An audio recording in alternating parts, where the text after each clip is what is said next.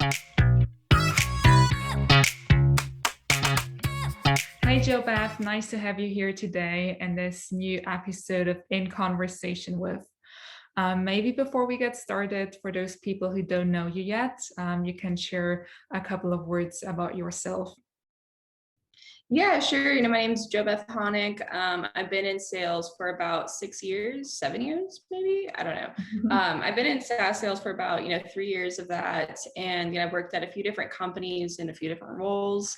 I've done everything from like full cycle AE, and then the last year or so, I've been in BDR SDR roles, learning enterprise sales. Cool. How did you end up in sales? Was it more like a coincidence or was it a dream job? Oh yeah, it was definitely coincidence. I was in school at UT and I was working in a gym, and like even before then, actually, I was working an internship where I was sitting in front of a computer, like doing spreadsheets all day. And it felt like my internship was like 20 hours a week, but it felt like it was like 80. It was like the absolute worst. And so I decided to screw it, like I'm gonna go work at a gym. And so I got like a sales job, like working in a gym, like selling gym memberships, which is a total grind, like not like that great of a job. But I really enjoyed like talking to people all day. And then I realized I don't have to get a job where I'm just, sitting in front of the computer all the time. Like I can get a job like, where I'm talking to people. And, ever since I've been in sales, I moved from selling gym memberships to being a personal trainer. And, so I was walking up to random people in the gym and, talking to them and selling them training. Mm. Walking up to random people in the gym. It's a bit Yeah. And like, it's like, yeah, it was definitely nerve-wracking at first. But I was pretty good at it. I was number one in my gym and like that kind of thing. I really enjoy just talking to people. And I like, even though I'm not a personal trainer anymore, I still keep in touch with a lot of my old clients. cool. Has it been awkward for you? Still, you're an SDR, so you probably do a lot of cold outreach. So it's basically the same, like walking up to random people in the gym. Now it's maybe emailing, LinkedIn messaging, phone calling. Um, did you get used to it, or is it still like, do you still feel a bit nervous in picking up the phone? Oh, I still like have some days where it's like this is the last thing I feel like doing. So I think by and large, like at this point in my career, like the extreme nervousness is gone. But I still like have some days where maybe like if I'm out like on vacation for a few days and then I come back, it's just like I do have that like moment where it's like this is like not what I want to be doing, but I just kind of try to think about it like, I just want to connect with people and I'm just talking to people. So Do you have any trick for calming down, especially for newbies? I think you just have to like just do it, like the worst that's gonna happen is like you sound like an idiot, so I think it's just like I think it's just being able to be like, like once you like do it a few times, like you get used to it and you just got to push through it. There's no like secret or anything. You just gotta do it. So Mm. I mean, as any sales professional, no matter if SDR, AE, or whatever, you hear often no, like any objections. People don't want to talk to you. They just see or hear you're a sales rep, and they're like, "Okay, no, go away. Don't want to talk with you." Um, how do you deal with rejection? I think just like a big thing is just not taking it personally. I had one experience whenever in my first job in tech sales where like my dog, who I'm petting right now, she's right below me.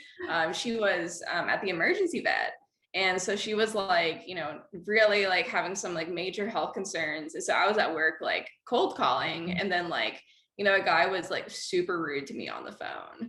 And then I just like was straight up with him. I was just like, dude, like my dog's at the emergency vet right now. Like just kind of leveled with him. And then he like ended up like really coming around, because like he was just super rude at first.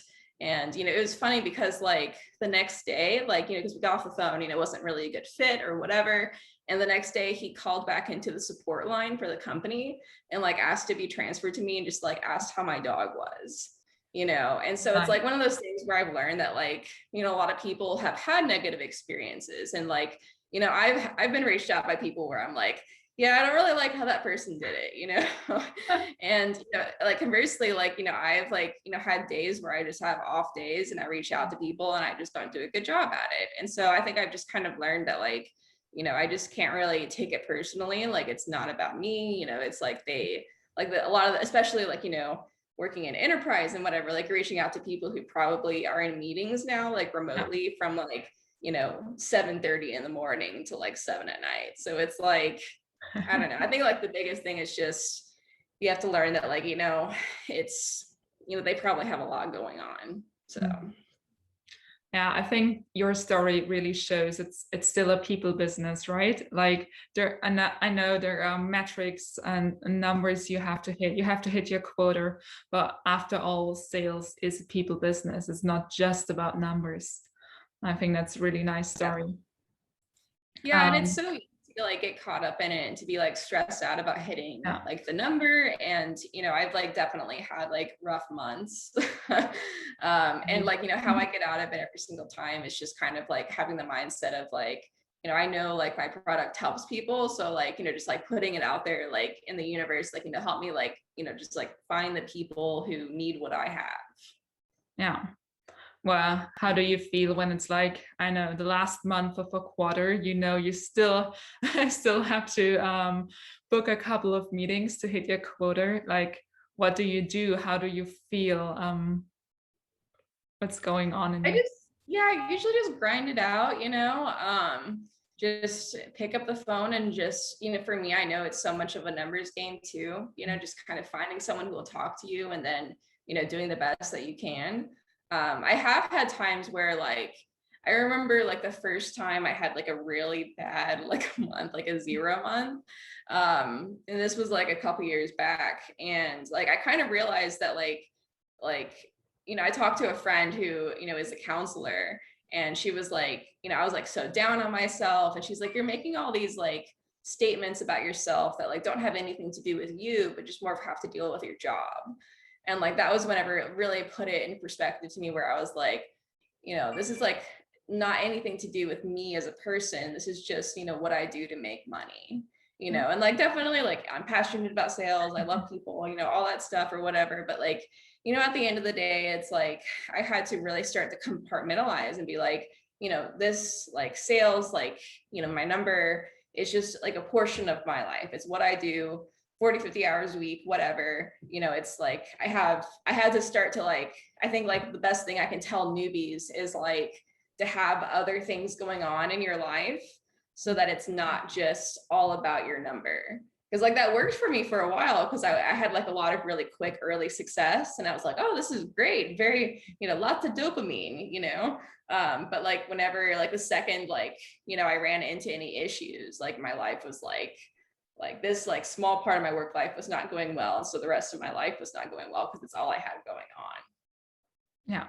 In the end, it's a job. Yeah. Completely true. Talking about numbers always brings up the discussion about like automation, especially I think nowadays in SaaS sales, there are so many tools to automate, like automated outreach and stuff like that. How do you find the balance between automating stuff to hit your quota, to hit your activity metrics that you have, but also make the outreach so personal that you actually get feedback, that people actually feel like, okay, there is a real person talking to me who understands me, who understands my challenge? Yeah, I think it's definitely a balance. And I think it really depends on your industry too, and kind of what your messaging is. Because I'm always kind of in the boat, like, you know, personalization to me is not like putting in like what college they went to, you know, like, you know, or I've had people reach out to me and like, you know, on my LinkedIn profile says that I, you know, volunteered at Austin Boxer Rescue, and Austin Boxer Rescue just happens to be in all caps. So then someone will reach out to me and be like, I see that you volunteered at Austin Boxer Rescue, And it's like, I know that it's automation, and it also has like nothing to do with like motivating me to reach out to the person other than just flattering me. So like, whenever it comes to personalization, like I kind of try to think about it like, like am I addressing a problem that they might be facing? Have I done a little bit of research into the company to see what their struggles might be and to let them know I've done my research. So I think if there's like a way, like if like the times that I like will like load people into a cadence in bulk is like if I have messaging that like I think applies to all of them, it would come off as like being personal to them, not necessarily like to them specifically, but like if maybe they're all like in a similar like VP of sales role or whatever, then I think that you can sometimes get away with automation. But I think for me, like what has worked best with emails in particular has been able to speak to at least like on the basic level, like to that business. Yeah. So. Do you know a lot of people also nowadays put like the emoji in their LinkedIn name? Yes. So you see which message is automated. Yeah, that's also a funny trick. It's kind of the same, like writing stuff in capitals. Yeah, and I haven't gone like that far. Like I don't have an emoji in my name that I've thought about it, but it's usually pretty easy to pick out, like, and I also like try not to like shoot the messenger. Like I know like a lot of these like, SDRs are, maybe new to the field, or like they're just kind of doing what they've been told to do. So I don't know. I'm never a fan of like people who will like put someone on blast for, the messaging that they sent out, because it may not even be their messaging. Yeah. We just talked a lot about email, like email outreach. What about the phone? Is it dead in your eyes? It's not. I think it really just depends on like what you have access to, because I've talked to like multiple companies, and some companies will be like, yeah, we just like don't have phone numbers to call, so I think especially like, since COVID happened, like, the big thing is like you have to have access to mobile phones. So, my last role, like, I got most of my meetings from cold calling, because like, I think it just really depends, just who you're reaching out to. In the past, I've also sold into the construction industry. And I think it's like construction, like small businesses who are like construction, they get so much freaking outreach. Like, so I think like nearly to cut through it, like sometimes phone is really the best way, like if you can really stand out and be good at what you do. So I think it just really like depends on like what, the company has access to, in terms of like being able to access mobile numbers, and, also just, being able to train their reps to do a good job. Yeah. I saw another SDR on LinkedIn a couple of days ago, and he said he likes to do outreach on Sunday evenings. I mean, depending on what you said before, that it is just a job, you probably wouldn't recommend working on a Sunday evening. Right. I mean, if I had to, like, sure, but no, I think of like during the time whenever I was like really stressed out about hitting my number and not doing well, like I thought that like I would fix that by like staying late, Yeah. So like I would, stay like until like 7 or 8 and like make calls, and like really was trying to grind it out, and I was miserable. And it didn't work. Like I got out of that rut whenever I started, like I signed up for going to like a 5:30 cycling class every day. And so like I had to leave at 5. And, I had other things going on in my life. And I personally believe that this is a job that you can get done, during the week. But I definitely understand that, like, if you're not doing well, like sometimes you have to like put in a little bit of extra work or whatever. So I'm not opposed to it. I think it's like a personal decision, but for myself, like I really need my time off and my breaks. So sure. Yeah, he said his reasoning was that like especially if you want to reach someone in the executive area that they work Sunday evenings because they want to prepare for the next week. So it's a good time to reach them because they don't get too many emails and calls. Do you have another like magic time window when you think it's the best time for outreach? I'll go through phases where I'm like, yeah, if you do it in the morning, like you have like a best, whatever. But like, I think it just really depends. And, I go through phases where I'm like, yeah, like, this is maybe the best time. But I think it just, especially just whenever like COVID kind of like disrupted everything, I think, a lot of people are just in meetings all day right now. You just kind of have to catch them at the right time. Yeah. What are the biggest changes that you are seeing due to COVID? Just like a lot of people just not answering their office phone. I remember like a couple months ago, like I called someone and they answered their office phone and I was like, surprise, it threw me off for a moment. So I think like, that and just like a lot of different objections, whenever the COVID like stuff just started happening, I was working at the company where I was selling the construction software. And, so like construction industry kind of shut down for a few months, like it was like people like, you would call people and they'd be like, well, I don't really know if I'm allowed to be working right now, or it's like, I think California was shut down for like a long time. So I think, just as some industries were hit especially hard, I know like the restaurant industry in particular too. And so and it was just like a very confusing time too, because like a lot of the laws were not clear.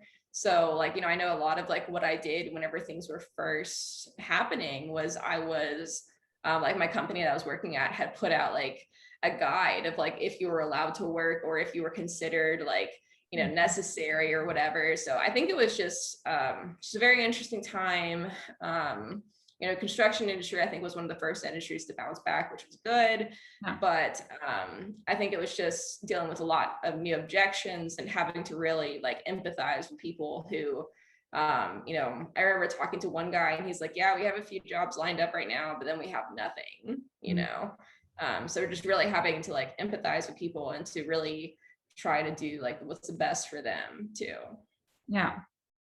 What of those changes that you think will stay? Like, I mean, remote work, for example, is probably one of the biggest changes.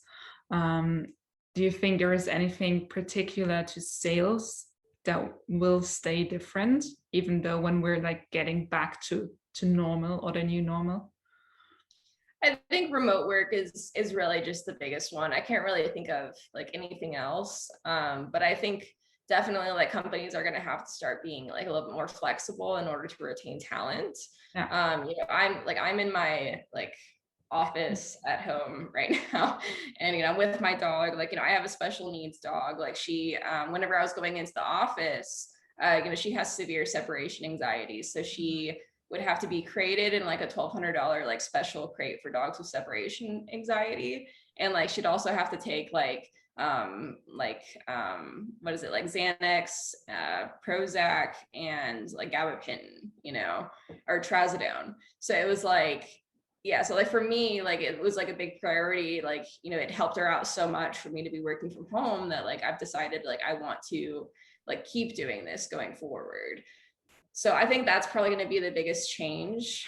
And I think also like, I know myself personally, like this past year, I had to like really work on my chops. I had to be able to like, especially, I mean, it was just like COVID was like, just, oh my God, like it disrupted everything, and it was scary too, like health concerns and everything. And so I think that like, I had to really like be good at my messaging in order for someone to be like, yeah, like the world's falling apart, but let's talk, So, yeah, I think it forced like a lot of people to like really work on their messaging and to drill down like, what works.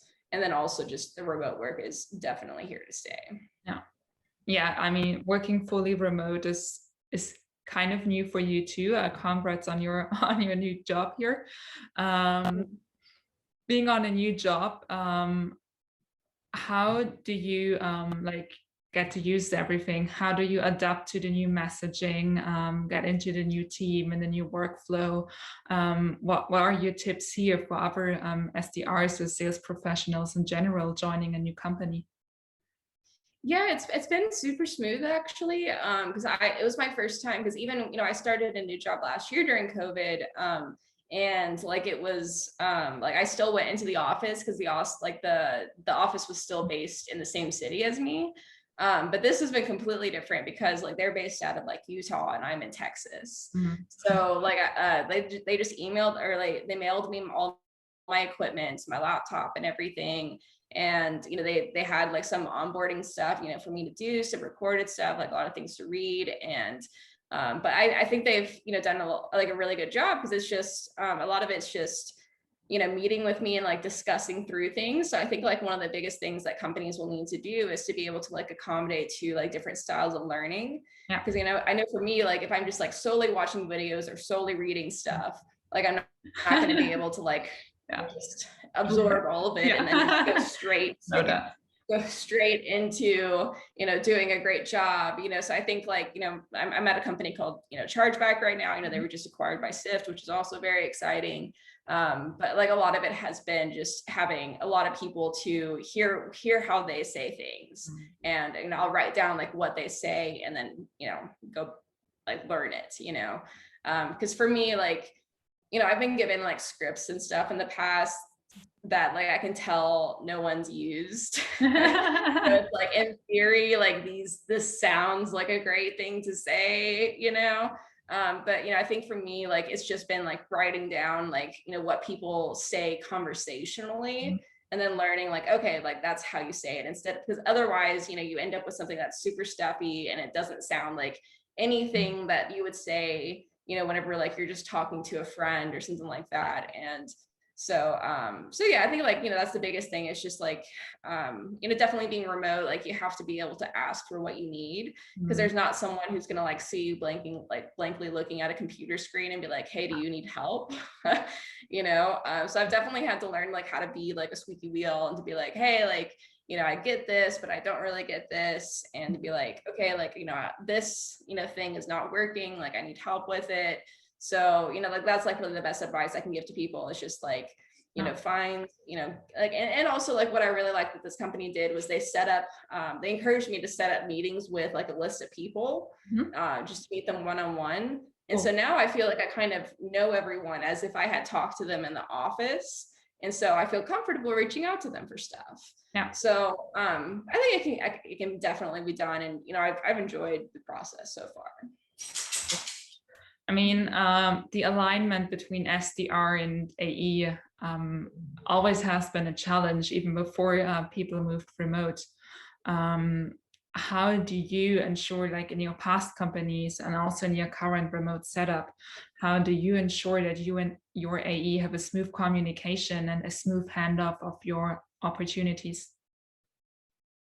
Yeah, so I've actually been on both sides of it. I've been in AE before, and I've been able to close stuff for SDRs, and I've also been in roles where I was handing off things to an AE, or my last company called them RSDs. And so I think like a lot of it is like it really just depends on the AE you're working with. I've definitely had people who are like pretty hands off and like just get me appointments and I will close them for you, and I'm like, okay, I can do that. But then I've also had people who definitely were like like, hey, like let's come up with like who to reach out to together, let's game plan, or which I kind of liked, because then I could be like, well, hey, like I was thinking of reaching out to this company, like do you know anyone there, or do you like that kind of stuff, being able to be more collaborative. So I think it's really just kind of up to like the culture of the company, and also just like personal preference. But I definitely think it helps to be able to team up on some stuff. So, but yeah, I like it. I definitely am looking forward to getting back in the closing role. But being an SDR could be fun sometimes too. In your career path, like what role did your managers play, and is there maybe even a tip for sales reps, like how they should approach their managers, like to really push their career forward, to get support and improve? I think it's just really important to communicate where you want to be. You know, if you want to move into sales management, I think it's important to tell your manager that. If you want to move, you know, from like a SDR role into a closing role, I think it's important to also express that. I think it comes down to like clear communication and, you know, being able to tell them what you want and to make sure that like you're working towards that. Yeah. You know, I've been at, like in the past, like, you know, where I think like, oh yeah, you know, I want to go into management, and you know, I've been lucky to have like amazing managers who, you know, if that's what I wanted at the time, you know, they'd help me work towards that. And I've decided to not do that right now, you know, just for a variety of different reasons. You know, I enjoy being on the phone. I enjoy, you know, closing my deals and just being in charge, you know, stay in my own lane. But you know, I think that our industry, you know, there's just some really great people in it who are really good at like building people up. And, you know, I think it's just important to just be clear with what you want, and also to like be clear in the interview process. You know, some companies are, you know, different in how they operate to where, you know, maybe they don't move people up that often, or maybe it's just like a longer process. And I think, you know, whenever you're starting somewhere new, it's just important to like be clear that like of what you want. You know, whenever I was interviewing at this company, I was very clear that, you know, I want to get back into a closing role, and you know, they, you know, told me their process to do that, and I think it's doable. So I think it's just communication. Yeah. Maybe what are your top 3 tips for any newbie in sales to be successful?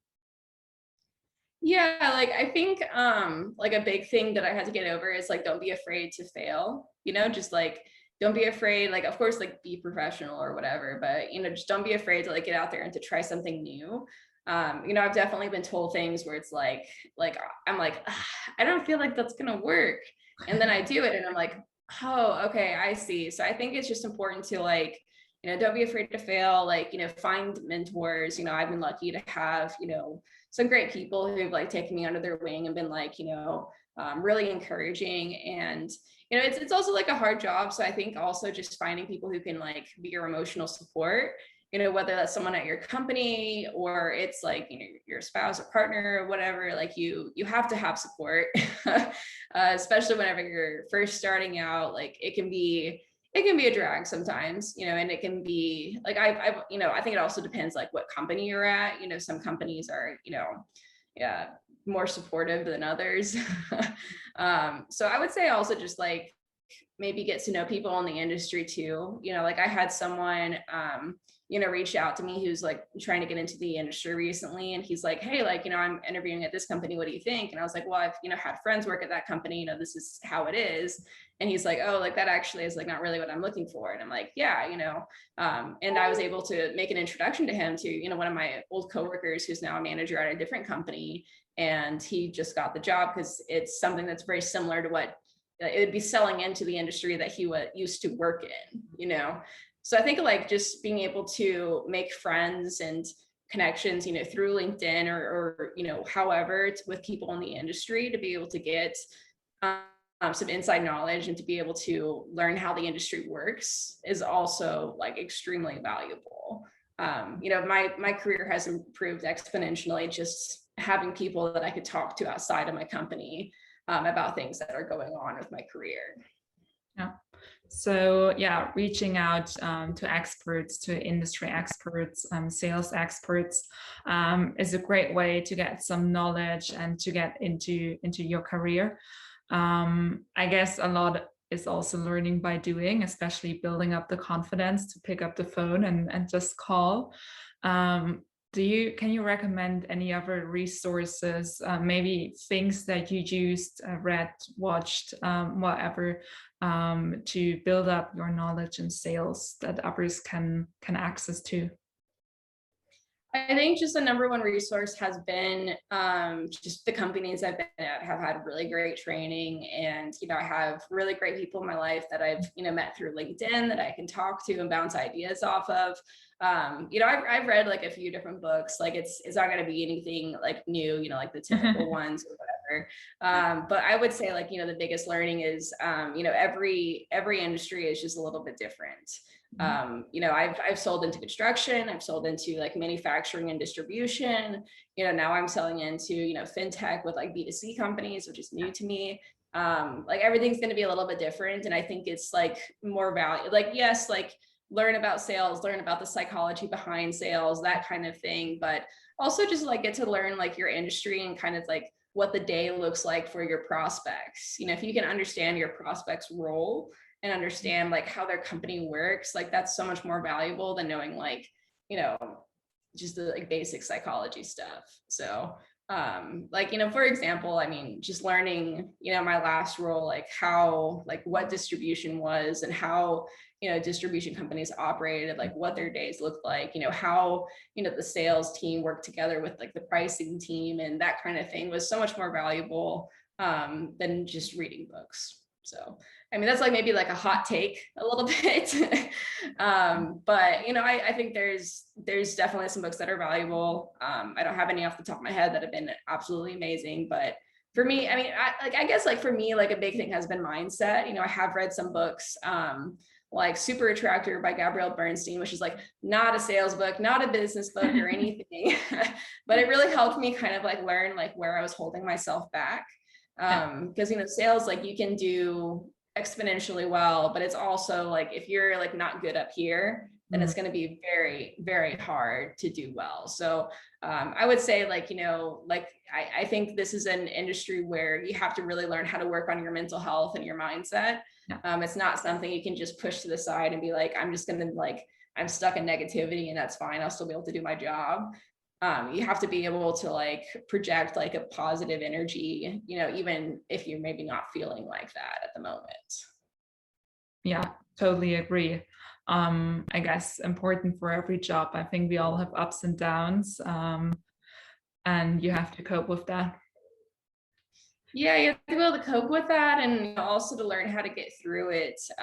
You know, I think that like the downs are going to be normal. And like, I think just with like enough experience, like I can see like, okay, like this is how I get myself out of it. And, you know, I think like the best advice I can give there too is, you know, which was given to me whenever I was going through a rut and I got out of it, you know, was by a manager. He's like, write down what you did, you know, write down like your process, you know, write down like, you know, what you had to do to like break through that mindset, because you'll run into this again and it'll help to be able to look back on it and be like, okay, so I had to, you know, start, you know, believing in whatever. So I think it's just important to, I'm a big process person. And I think, you know, just being able to like learn what works and to be able to fall back on it is helpful.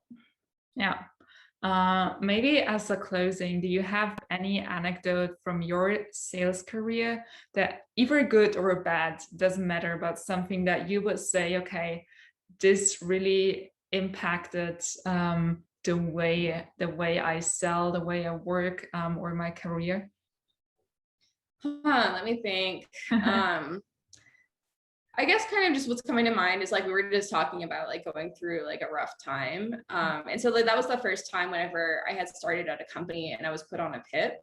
And like that was like devastating, you know, like for me who's like, you know, perfectionist, like, you know, very like achievement oriented, like, you know, it was like a pretty tough blow to like to realize that like, because I had like so much past success, you know, like I had like been like top rep and everything before. And so to go from that to like struggling to start off at a new company, like it was like a huge blow to my confidence. And, you know, that's kind of whenever I got into like a lot of the mindset stuff. And I had to learn that like, you know, my mind is like the only thing that's holding me back. You know, like it's not like there's something out there that's like stopping me. It's just that like, you know, I have a lot that I need to work through in my like mind to be able to believe that I can succeed.